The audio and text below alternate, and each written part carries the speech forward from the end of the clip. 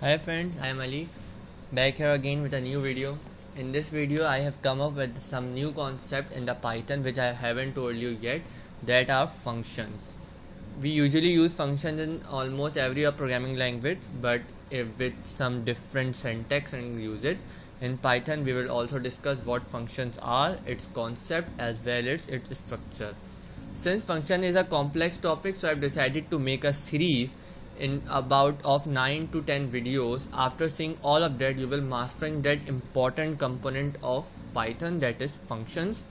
So this is our first video of this series in which I will be discussing the basic concept, why we use the function, its structure. So now moving forward, what are the uses of functions? There are two basic uses of functions. Number one is modularity and number second is reusability.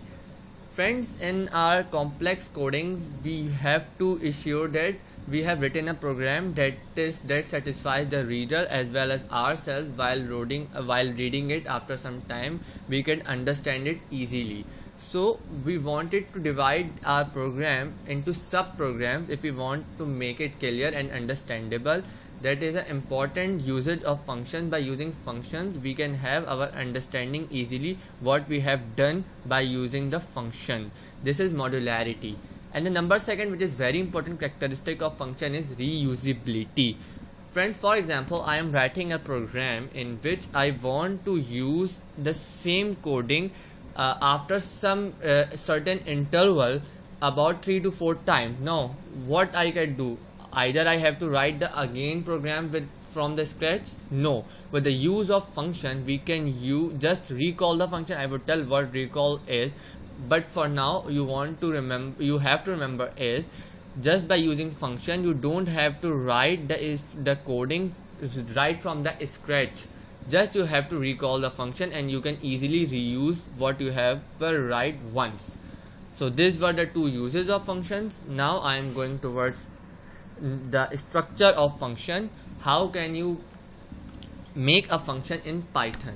So first of all, if you want to design any function, the first step is to use a keyword called def, def space, then the name you want to give to the function. For example, if I want to give the name add, you can give any of them except the basic keywords which Python understands. You can give any of them, then a parenthesis and then a semicolon. This is the definition of function, how you can define it. Now after that you have to go into the body of function and write what you want to do in that function. For example, if you want to add, print or any other task, and after all of anything you wanted to do in the function, in the end you have to recall that function just simply by writing the name of function and parenthesis, and then at this time you don't have to write the semicolon. Now friends, I think you are clear how to write the basic structure of function, but you will be more understanding it after I will give you the practical explanation. So without wasting any time, I am going towards PyCharm. Here it is, we have come to our PyCharm. Sorry for that. Now our first step is how to define a function. For example, I want to have a function which could add two integers, so I will be writing def space, then the name of function I am taking here add, and then the parenthesis and the semicolon. Now I have defined a function with the name add. In these parentheses you can add some words which are called parameter, which I will be telling you what are they in my later videos, but for now you just have to remember def function name, parenthesis and the semicolon. Now after you press enter, you are into the body of function. Now I am going to write anything in the body of function, you can say. I have already written the comment so that it could be easy for you to understand that what I am actually doing. Now in that body, for example, I am taking a variable n1 is equal to 5, and then I am going to take n2 which is equal to 6. Now the task I want to perform with this function is print n1 plus n5. Now this is the task I want to perform. Sorry, a typo and 2.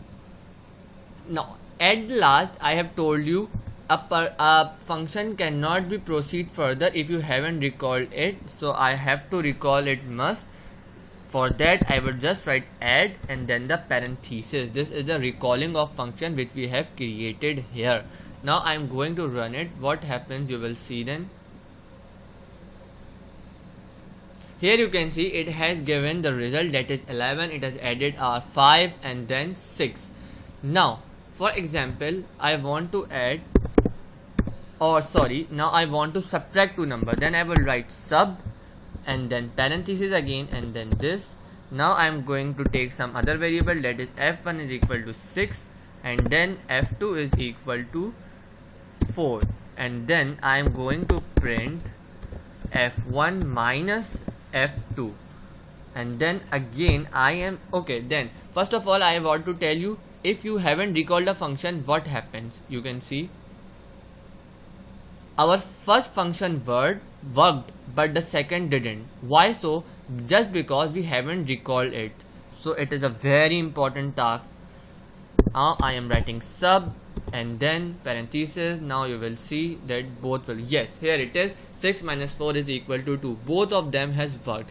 Now one thing I have to show you is, I have told you that after modularity you can reuse them. How you can do that is, for example, I have defined a function of add in a complex program. Now after 1000 lines of code I want the same function to be executed again.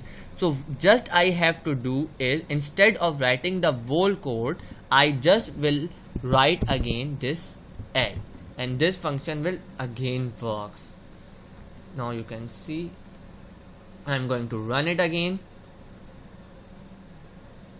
Here you can see it has printed 11, 2 and again 11. So in this manner you can have the result of a same function number of times as you want, just by recalling number of functions in your program. So it is a very important feature of any language, and in Python it is also. So I hope this first video of our series should be clear to you. I have tried to giving you the basic concept why we use function. In the next videos I will be covering the more usage and more types of function you can say, and I will also tell you how we can use the parameters as well as arguments and what they are in my next video. So if you haven't liked my video yet, like it, share my video, subscribe my channel Tech Park, and also stay tuned with my channel to have more such content. This was all from my today's video. We'll see you again in next video. Thank you.